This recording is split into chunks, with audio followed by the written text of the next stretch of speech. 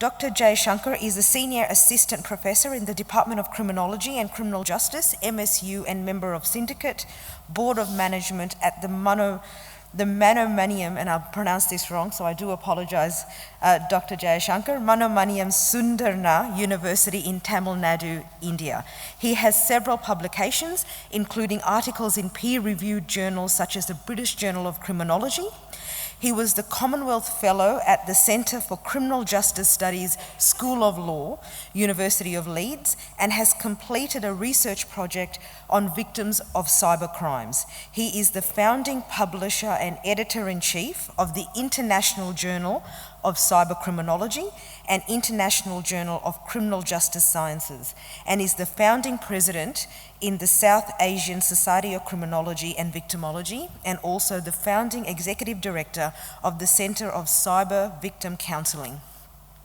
He was a member of the United Nations Office of Drugs and Crime Core Group of experts on identity-related crime. He is a member of the Membership and Advancement Committee in the World Society of Victimology, and Dr. Jaishankar pioneered the development of the new field of cybercriminology and is the proponent of the space transition theory of cybercrimes.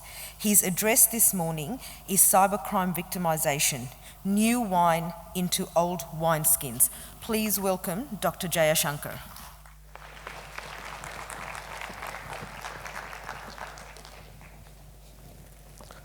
Thank you, Mahashini, for that nice introduction. Good morning, everyone. Until Mahashini told that it is 0 degrees, I didn't understand, but I felt very cold yesterday night. It's indeed cold, but people are here very warm. The area of the study, cybercrime victimization, is something very inquisitive, very interesting and intriguing in nature, because it is not that very having a big history.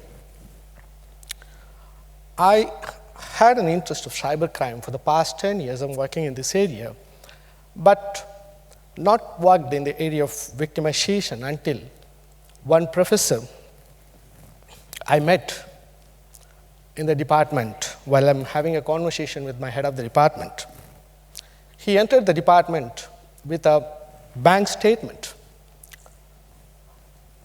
Normally, if a person is having a bank statement in my university, that means he is going to go abroad because he has to submit the bank statement to the embassy or the visa processing agency. So I asked the professor, are you going abroad? And he was proudly telling, yes, I'm going to London for a conference. So I was asking that, what was the conference, sir? Naturally, I'm a very inquisitive person, just casually asked him. He told, it is on race and justice. I was a little bit taken aback and surprised. I have not seen any such conference recently having such call for papers. So I asked Professor, how did you get this information about this conference? And he told me that it is by his friend that he got the information about that conference. I was having some kind of cynicism towards that conference title and the information given by him. And later, I just inquired that how you are interacting. And he was telling me that he submitted the paper 2 days back, and then he got the acceptance immediately. So that also made me something more cynical about that. And I visited his room and inquired what exactly it is. Then he told that he is fully funded for the conference except for the accommodation, which is of £500. Then I asked the professor, have you paid that 500? Then he told that, I paid it and then only I came to your room. Then I checked the details of the conference and the address given by the conference organizer, and I found in the Google map that it is an end of a street and it doesn't have any place. So I then checked the hotel and I found that the organizer or the con man, he cleverly collected the photographs of several other 5-star hotels and made a collage and tried to make it as a hotel by real. So then I found the person in the hotel who is talking with the professor and the person who is on the other side as an organizer, both are same. But he was speaking or talking, chatting or mailing in different names. Then I casually told the professor, can you please tell that due to some unforeseen circumstances that you cannot come, just ask that 500 pounds back. Then he wrote a mail that he cannot come to the conference, please give me that 500 pounds. That was the last conversation he ever had with the person, and nothing came back. That was a great shock for the professor, for reason that a person very knowledgeable, very elite of his nature became a victim, and 500 pounds in Indian rupees at the time was something like 30,000 rupees, and it is very costly for a professor. So I found that this form of victimization is something novel because it is going to attack people who are going to use the internet, and I felt that there is a need for doing something on that. So that was an incident that opened the eyes, but even though I was working on the cybercrime area for a longer time. So before, the spaces like land, air, and water, the victimization happened, cyberspace is something novel or unique that now people are getting victimized. Though the cyberspace has given us umpteenth number of opportunities for bringing in a lot of people closer. For example, people from India can become closer to China, from US and every place. The convergence of people have happened in cyberspace. It also has brought some kind of perils in it, that it also has made people go distance also. So people from far are near, people from near have become far because of the usage of the internet. And the anonymity, the nature it provides, the significant amount of people becoming victim in the cyberspace, because the offender is like the Ramayana's epic. There's a person called Megnath, the son of Ravana, who will be disappearing in the clouds, and he will again play mischief. So like that, the offenders are there, but they are not there. The victim is only one thing, or the person is very certain. You can see that now very recently that there is an overlap of the physical and the cyberspace crimes. Slowly, those offenders who are going to the banks and looting, who are doing all kind of illegal activities, have slowly started moving towards cyberspace because it is more convenient, more easier than the earlier work. Because if he has to do a lot of work, he has to take a lot of risk if he want to loot a bank. Now, with a minimum risk, he can get a maximum amount of money from a lot of people. So that also is one of the reasons. But whether this form of victimization is something new, or it can be coupled with the existing victimization, is a quandary by various professors, various scholars, and also governments are not looking into this area as a separate form of victimization. So this presentation, I would like to make it into 3 parts. One, first I will describe all the internet issues, then we'll come back to the cybercrime victimization issues, and we'll explain how this is a new form of victimization. First, let me dwell on the internet, historical and contemporary perspectives. I would always like to speak on the history, because history is very fascinating, and especially the history of internet is very, very fascinating. The first, in early 69, 70s, it was the American army officials. They were working on something called as ARPANET, which is only the communication between themselves. And also the scientists or physicists, they were working among themselves to communicate, until the arrival of the internet and the World Wide Web in 90s by Sir Tim Berners-Lee. So he made a graphic interface, and it was open to the public. So that is the first time that the internet started getting into the hands of people, the common masses, and to everyone.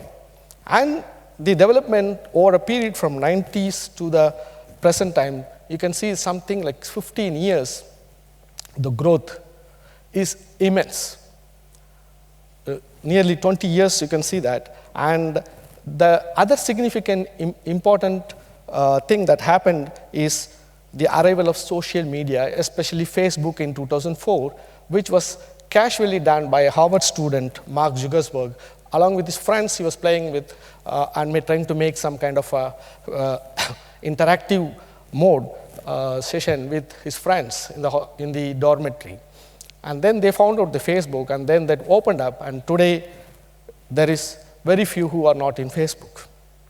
These two events, one, the www invention by Berners-Lee, and other, the opening of the social media, opened the internet to large masses, and that revolutionized everything. So this is, I'm again giving the same kind of history, but a little bit different, because here the history of social media is given. So in 1995, eBay opened the market. So e-commerce also opened. So this is something, a very different kind of thing.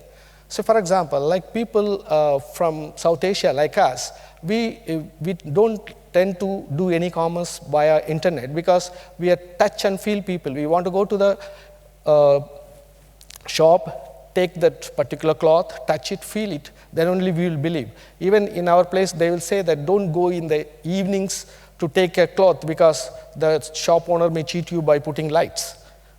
But now, a revolution is happening with the e-commerce situation in India. There's a company called Flipkart, has revolutionized. Now, everybody is sitting in their own house and they are ordering products from Flipkart. Cell phones are coming, shoes are coming, ties are coming, everything is coming. So this is happened because of the growth of the social media, especially the e-commerce, and later on the Flipkart and that Facebook, and then Twitter. Twitter is something that also has revolutionized this particular aspect, because it gives an opportunity for people to air their opinion. Now, there is a difference you can see over a period of time, that earlier people used to write diaries and they used to hide that in their bags. If somebody sees that, they will be angry. Now, they put a Facebook status or a Twitter status, and if you don't like it, they will be angry. So this is kind of a different situation. So people would now are more revealing, more open than ever. So by Jan 2015, half of the world population are on the internet. 2 billion in the social media accounts, and unique mobile users are 3 billion, and active mobile social accounts 1 billion. So you can see that there is a surge of the usage of internet. The penetration has happened at least for 42% of the world internet access is there.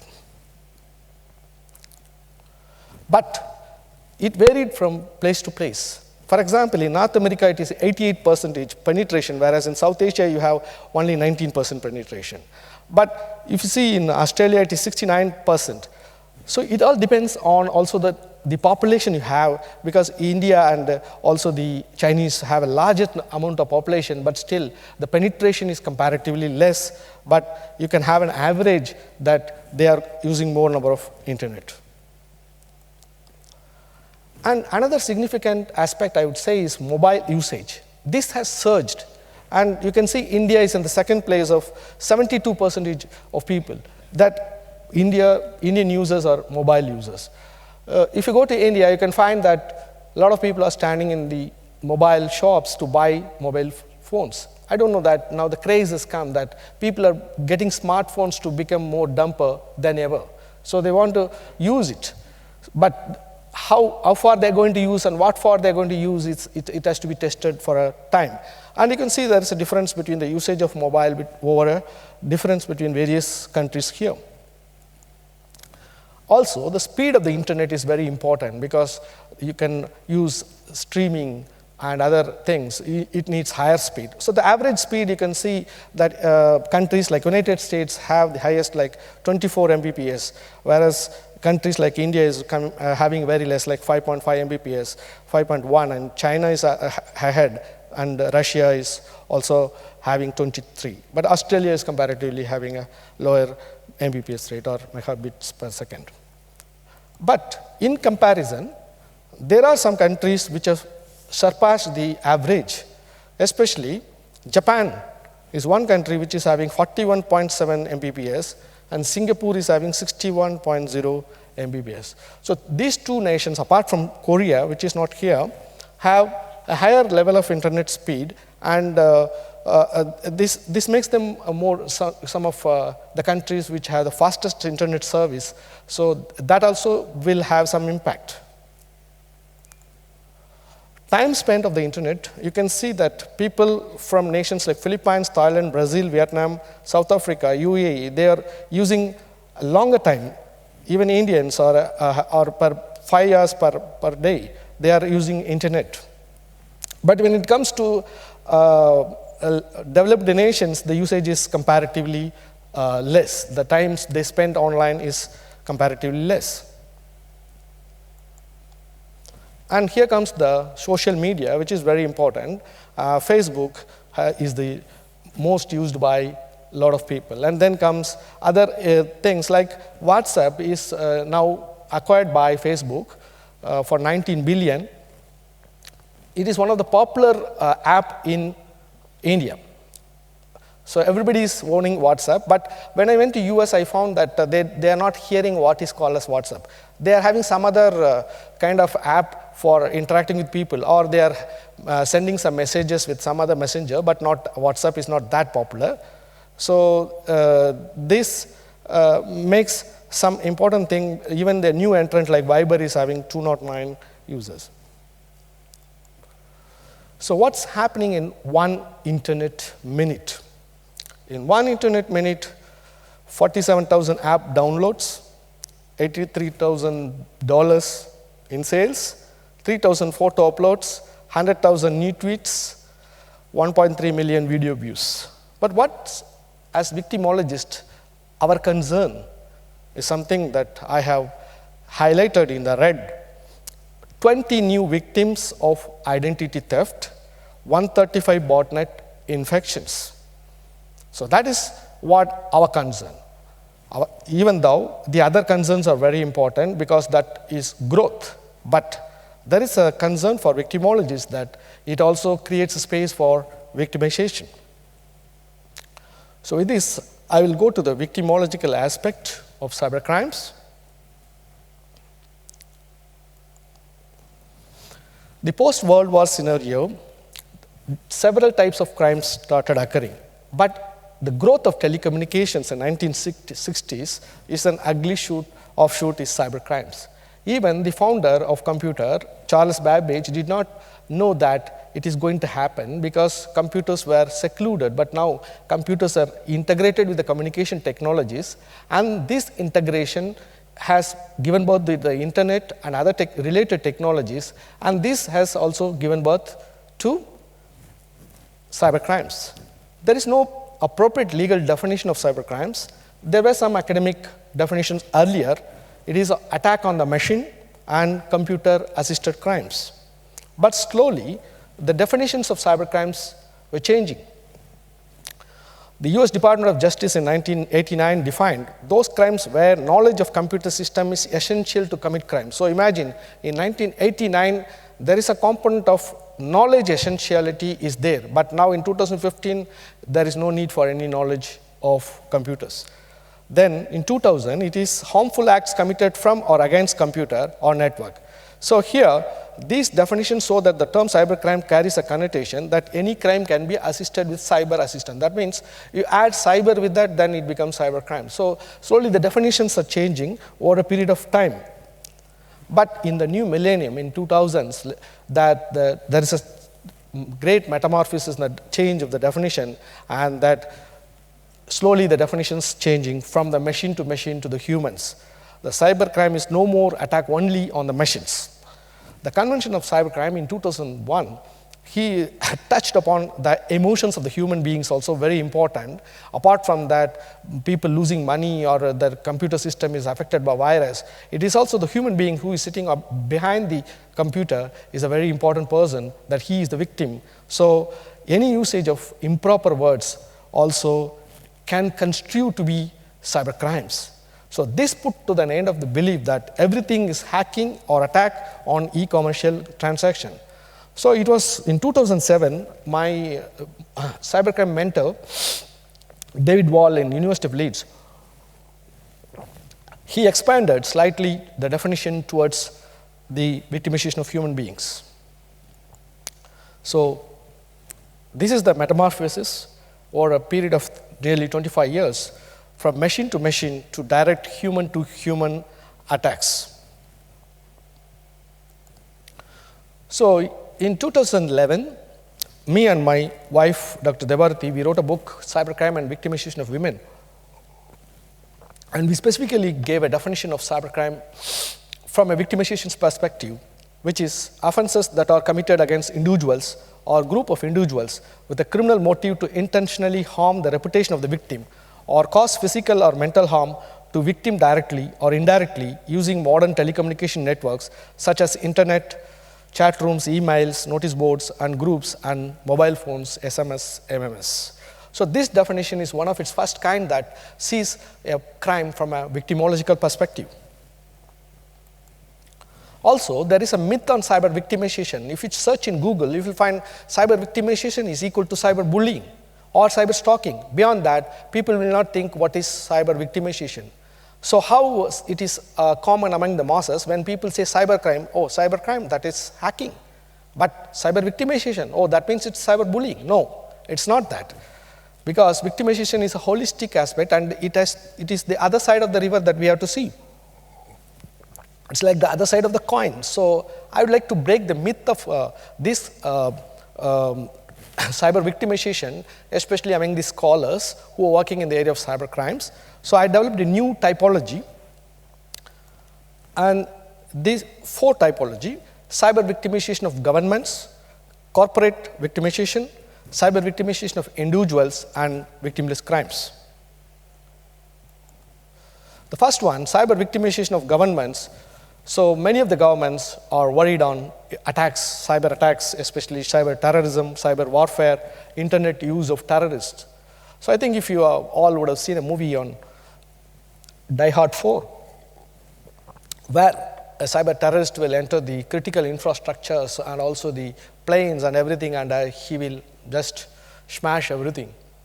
But is that going to happen is something that we have to wait and watch. But still, the vulnerability of those systems are there, because insider threat is one important thing that is happening within the government, and everywhere people are afraid that certain things, certain secrets may go to some other people and they may be attacked. And one such thing is hacktivism. These 3 people are very important people in the history of cybercrimes, whom last year there was a statue opening in Berlin. They are Edward Snowden, Chelsea Manning, and Julian Assange. So what these 3 people did, they leaked the secrets of the US government. So WikiLeaks founder Julian Assange and Edward Snowden, he leaked the information. Also, Chelsea Manning, a former army soldier of the US, also leaked. So now Snowden is in the asylum of Russia. Julian Assange is with the asylum of Ecuador embassy in London, but Chelsea Manning is arrested and put in jail. Many people think that they are freedom fighters, they are revolutionaries, they are heroes. But governments are not thinking in that direction. Government thinks they are offenders. But government will not accept that they have become victim, but they are victims. There is one more government I found in a very peculiar way in Turkey, where I was there in May 2015. The government is attacked by trolls in Twitter and Facebook by several people. In fact, this government is something very peculiar, where the government is appointing a cyber army of 200 people to attack the trollers, which is highly unethical. But still, you have to attack a terrorist in a terrorist mode. So that is what in Turkey they are doing. So that is very peculiar, where they are called as AK party trolls. And these AK party trolls are the supporters of the government, and they attack those people who are attacking the government. But still, governments are worried. So what specifically it's worried is that they are worried on their malware, phishing, data leakage, hacking, and spam. So especially data leakage is something that which most of the governments are worried, because if it goes to wrong people, then many of the things will come out. Surprisingly, a country like Russia has gone back to the older typewriters, leaving the computers so that their data will not be leaked. So this is an era that you can see a reversal change, that the former older technology or older systems are better than the newer things because it allows for secrecy. Then comes the corporations or the businesses. So here also the virus dissemination, hacking, denial of service, sabotage, insider threat, and insider abuse of internet access. Cyber squatting is that somebody sitting on some of the website and asking for money if they want this particular site. Digital piracy, copyright infringement, intellectual property theft. So here the businesses affected, where you can find that there is a huge loss in businesses. Nearly this particular data says that 29,954, and then the key numbers is 135,000. And also you can see there are some attacks methods are hacking, denial of service, malware, social engineering, and physical attacks. So these threats, either by the technology or by the employees, lack of funding, all these things, you can see there is a breach, security breach. So this security breach is something important. Now cyber security itself is evolving as a bigger industry where a lot of people are getting employment, because every system needs to be protected, every infrastructure needs to be protected, because security breaches has become very common. So here, in case of businesses, you can find that cyber crimes, even though it's a global phenomena, when it comes to businesses, there are very few countries which are attacked, especially the top 5 countries, US and other countries, they are more attacked than the other countries. But significantly, these attacks are happening from their own places. Those attackers are not from outside, they are from their own countries. So this also you have to understand that there is an element of insider threat, because not all systems are connected to the internet, not all things are internet. So there are some intranet systems, and these intranet systems are vulnerable, and those vulnerabilities not created by outsiders, it's mostly created by the insiders. Then comes the last one of the victimization. It's interpersonal cybercrime victimization, property cybercrime victimization of individuals. So here it is you, me, and other who can be victimized. So I would like to group it like dissemination of viruses, hacking, cracking of websites and emails, cyber harassment, bullying. So cyber harassment, I will put it holistically, where cyberbullying is a part and cyber stalking or peer victimization a part. And also cyber hate or cyber racism, cyber grooming, this can happen for children, women, and also men, child pornography, and virtual environments and victimization. Virtual environments are like Second Life, where people use themselves as some avatars there, and they are victimized there, and some money is extracted. And then the property cybercrime victimization, it is identity-related cybercrime, identity theft and identity fraud, online scams, the one I was talking earlier about the professor, so that is a conference scam. So 419, especially that is the fraud of Nigerian penal code says 419, that is advance fee fraud, phishing, and also romance scams. A lot of romance scams is happening. People are lewd and sextortion is happening. Many of them are losing their money because of that. And also some of them are losing their content, especially if they write the blogs, articles, their plagiarism or stealing their content has become very normal in the internet, and there is very few acknowledge the work of others. So in this case, the Norton Report 2013 makes it significant that the individuals, it made a research of 24 countries where 431 million adults of 24 countries, where it found that 1 million plus victims a day, and every day there is twice as many cybercrime victims as newborn babies.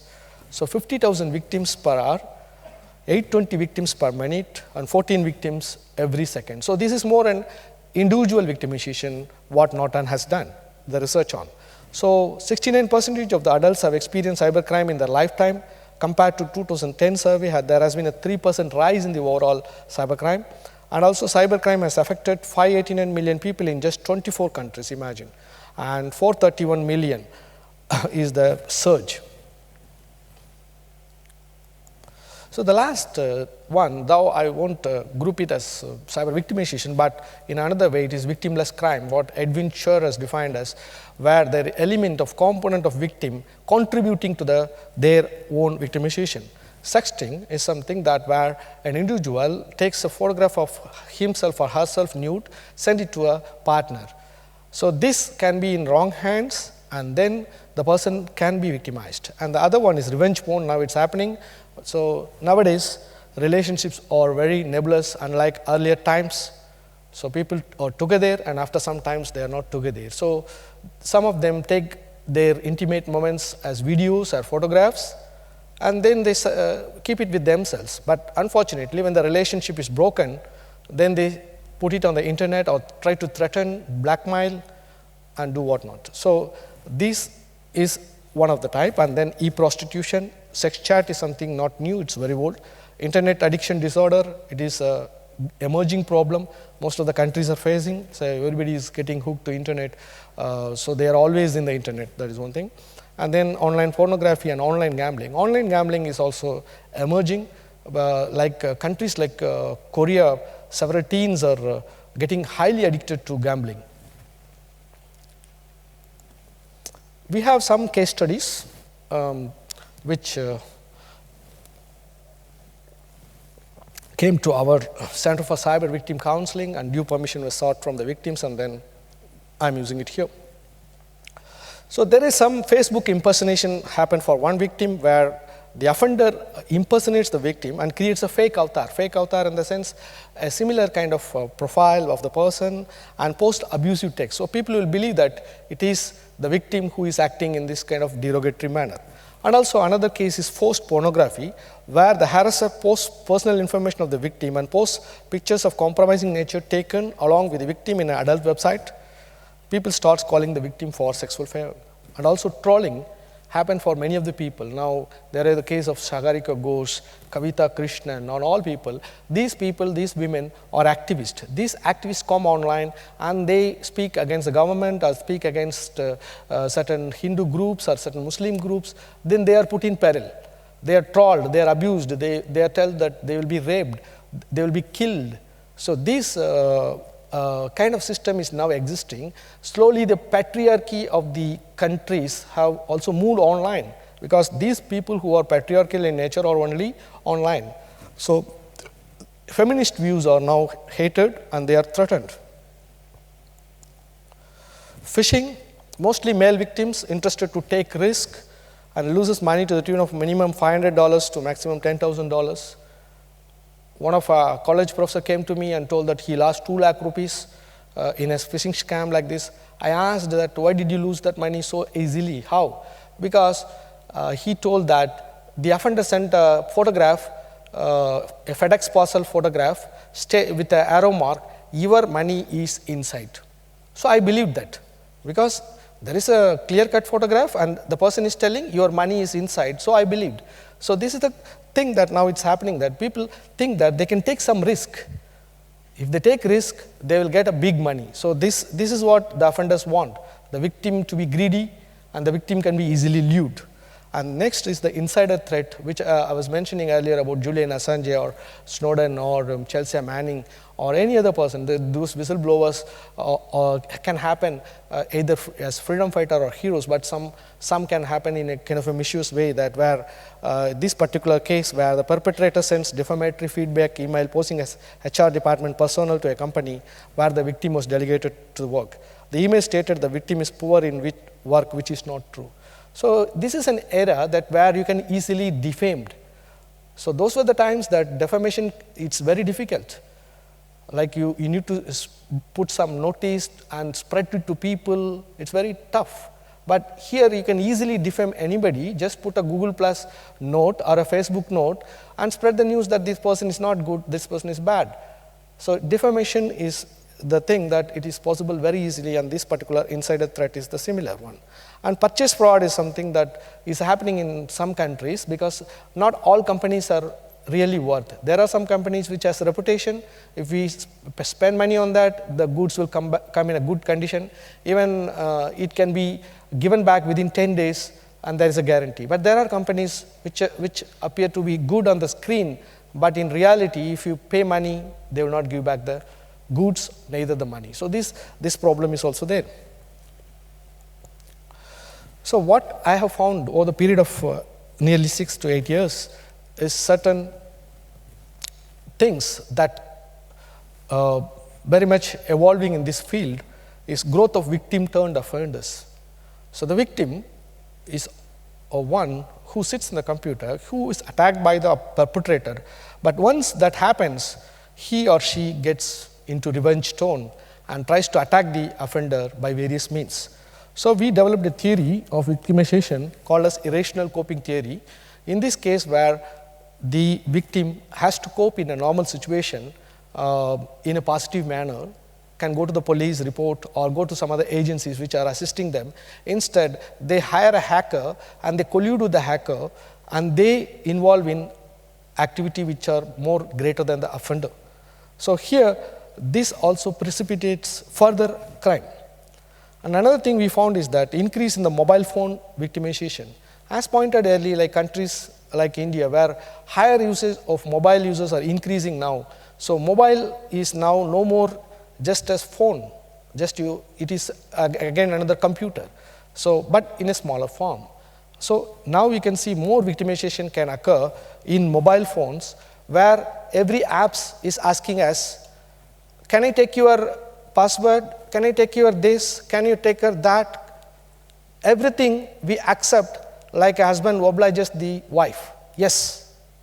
We'll never say no. We'll never read it, go what's happening inside, just blindly accept because the app is available for free. And there is nothing like free in the internet. Everything free has a price, and the apps which are getting downloaded will take away all our information. It's giving all information to the agency. So recently, the SCOTUS, the Supreme Court of America, announced for gay marriages as void. Immediately, Facebook announced there is like a rainbow, you can change your profile picture. So later we found that 26 million people changed their profile picture into the rainbow color, and this is used for research purpose. Imagine that people who are supporting gays, who are supporting LGBTs, they want to check in. So that way around, anything if you are, these corporates, especially Google or Facebook, are always having some kind of collusion to take our data, because whenever you search in Google and come back to Facebook, you will find that in the side scroll, what and all you have searched, it will come. For example, if you want to search like from South Africa to Perth, the flights, immediately when you come back to Facebook, you will find that cheaper flights from Durban to Perth. So this will come. So how do they know? Because all these computer giants or the software companies or the internet giants have some kind of collusion that they make data more vulnerable, and there is nothing called as privacy in this modern world. So privacy is dead. Again, vulnerability of children and teens. Now, apart from the parents, the children, they use more internet, even though Facebook says 13 and older. I have seen people who are in Facebook who are younger than that, even 7 or 8 or 10. But they are claiming themselves to be 13. They are claiming themselves to be 14, or they are claiming more than that. But still, they are younger children. So a lot of people, especially children, access more than the older people. And they are faster. They are more knowledgeable than the parents themselves. So the vulnerability of the children increases because they are now into online. But if it is appropriately supervised by the parents, the vulnerability may reduce. But now parents are also into other kind of quagmire, so they don't care about the children. So then the vulnerability increases. Also, lack of reporting behavior. As told earlier about the case of the professor, that I'm a very much educated man, and how can I go and speak with a constable or an inspector to say that I'm victimized by such crime? What he will say immediately, are you educated? That's the first question he will ask. So that puts many of people problematic in this particular case of cybercrime victimization, where people will not report. They will be victim, but they will not like to report. So this lack of report behavior will increase further victimization. Also, there is a high unequal ratio of men and women victims. Both victims, men and women, are there, but what is happening to women, what is happening to men is totally different.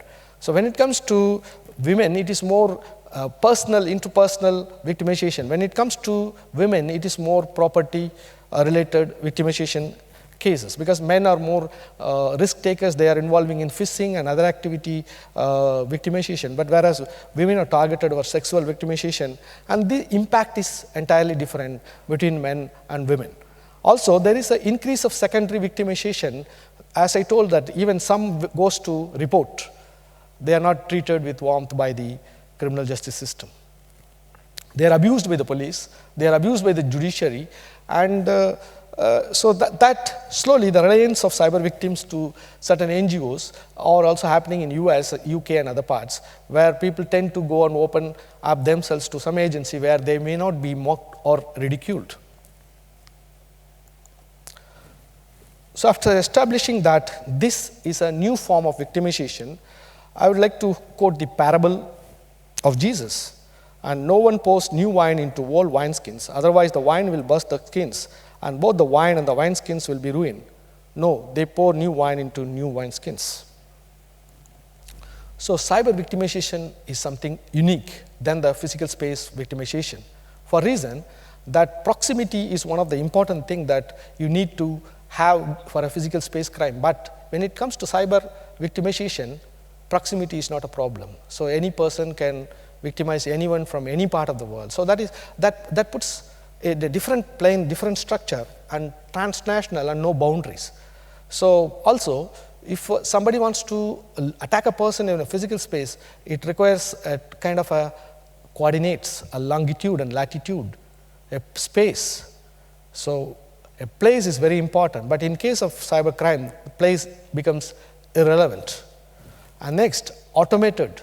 So automatic, it can automatically victimize many people because once it is set, the program is set, the emails will be sent to several people. So all in small chunks. For example, a mail takes 15 pounds per account. So totally a big amount will go to the bank account of one person, and this 15 pound loss in a particular account will not be seen as a big deal at all. So this thing is happening where automated crime is something that which is new. And then Professor Wall says that cybercrime requires systems and not knowledge. Earlier, you can find the definitions were basically relying on technological knowledge. If you want to hack some system, that people should be knowledgeable. Now it is not a question of hacking alone. There are other systems, and internet is a place where you can learn anything. Internet teaches how to make bombs, how to hack. So all kind of teachings are happening, but whether to take it appropriately. Some good things are also like that massive online open courses are there where you can learn many courses. But this is for good. But there are some dark areas, dark avenues where you can get such teachings. Also there are dark markets, stolen data markets where you can go and buy online certain credit card details. So this problem is there. These are values in cyberspace or in ideas are not physical property. So we cannot touch and feel, but ultimately these ideas or the values will become the physical property. Once it comes to the bank and you can retrieve the money, it becomes the physical property. So what's happening with the legal situation is that many of the governments have started into creating laws, because this is a victimization happening over the past 15 to 20 years. And the surge it happened, the laws cannot match. The laws were not able to match. The laws are slower in nature, so some of the countries have separate laws, but some of the countries are not having separate laws. So even countries like India, we have Information Technology Act, but that act is for e-commerce. It is not for cybercrime and victimization. So what happened? Only certain sections, and they don't know how to manage that. There are countries, only 82 countries, which ratified the European Union's Convention on Cybercrime, which has some kind of a holistic perspective on cybercrime, and it is international legislation. And it needs to be expanded more, because cyberspace is not a local space or regional space, it's an international space. Scholars like Peter Grabowski feels that cybercrime victimization or cybercrime is not something new, it's old wine in new bottle. Whereas Majid Yar, a professor at the University of Hull, a great cybercrime scholar, he feels that old wine in bottles of varying and fluid shape. But he wrote an article, excellent article in 2005 in the European Journal of Criminology on routine activity theory, how well it works with cybercrimes. And he told very clearly that this will not fit cybercrimes because the composition of cybercrime will not fit for a reason that place is an important factor. The spatial component is very important, and here, in the case of routine activities theory, it will not fit to cybercrime. But he agreed that it is a new form of crime. My mentor, Professor Wall, knew wine in no bottle, so he acknowledged that new wine, but he felt that there is no bottle. So here, I feel that cyber victimization is something new, and it should be given a new perspective, and it should be put in a new bottle. So in line with the critical victimology by Wauchlet and myself, I created a discipline or a perspective called cybercriminology in 2007, and my esteemed friend Natty Ronald created a new perspective called positive victimology, that where the victims can come out of their victimization by positive methods. So I would like to introduce a new perspective in a way that it is critical cyber victimology, and I define it as the study of forms of online victimization, its impact on victims, and responses of society and systems. So with it, I would like to give some concluding thoughts. Cyberspace is a colonized space. Unfortunately, it is colonized by a very big nation called United States of America. So the laws are American, the usage, everything is American. So the First Amendment guarantee, free speech is there. If it comes in conflict with certain other nations, nothing can be done. So if you are victimized, according to your culture, you cannot go and report to Google, you cannot go and report to Facebook, then they will very calmly say that it will not fit our laws. So the insensitive nature of these giants who work according to the American laws will not look into issues which may happen in other countries, because this is a problem. But decolonization of cyberspace is a really challenge, where recently the United Nations proposed for this, to have cyberspace under their control, but unfortunately that United States did not agree. And also there are other nations which want to control this cyberspace, for example like China, Pakistan, Iraq, where undemocratic practices are there, so they don't want such kind of control to go out of their hands. So here there is a dual situation where extreme freedom of speech is there, where in another situation there is no freedom of speech at all.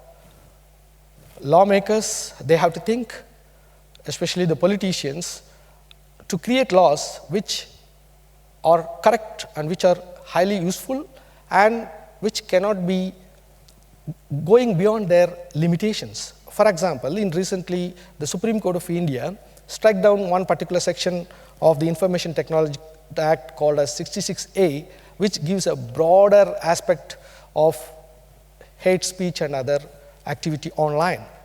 Once a politician died in Mumbai, and two girls, they put a Facebook status, "This is yet another day," and another girl liked it. Both were arrested for creating hate speech online.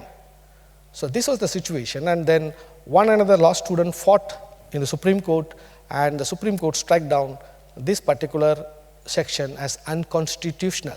So this is happening in many of the countries, not only in India, for a reason the politicians are not that much aware that the situation in the ground reality of especially cyber crimes, you have to be very careful in creating such definitions or such laws. So now the 66A has gone in India, so now everybody is free to cyberbully others, harass others, and there is no law. So now, if they are striking something, the law should be repealed. That is not happening. So this is the situation in many countries we have to see.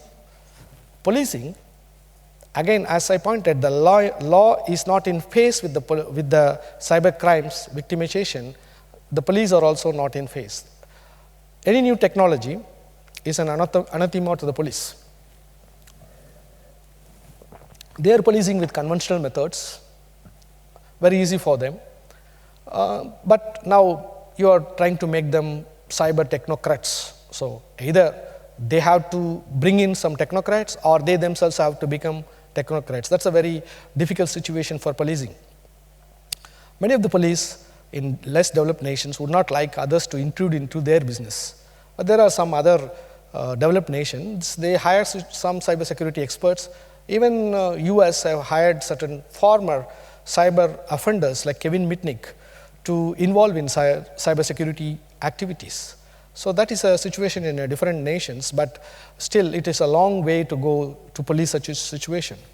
And judiciary has to get the training of this. See, this is question not only on technology. Technology is only a small part. The other part is more human. That's the problem. Many of them think that cybercrime is more technology, so I may not understand. It is not the case.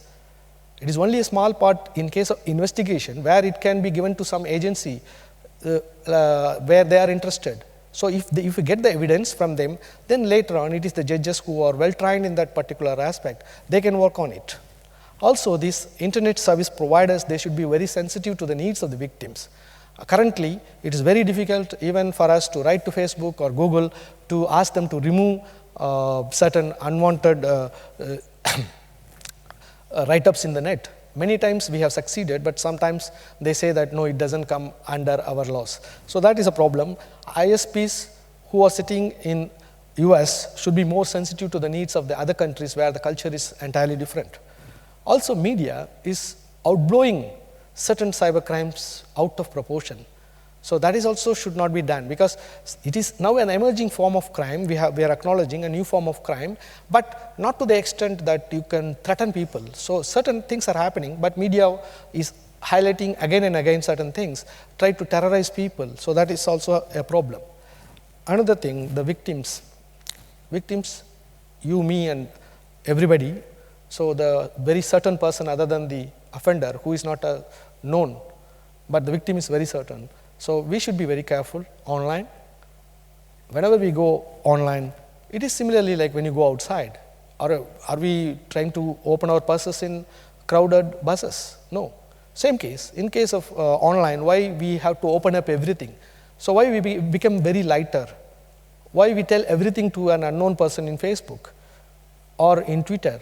So these victims also should be a little more careful. I am not blaming the victim, but still the carefulness should be there.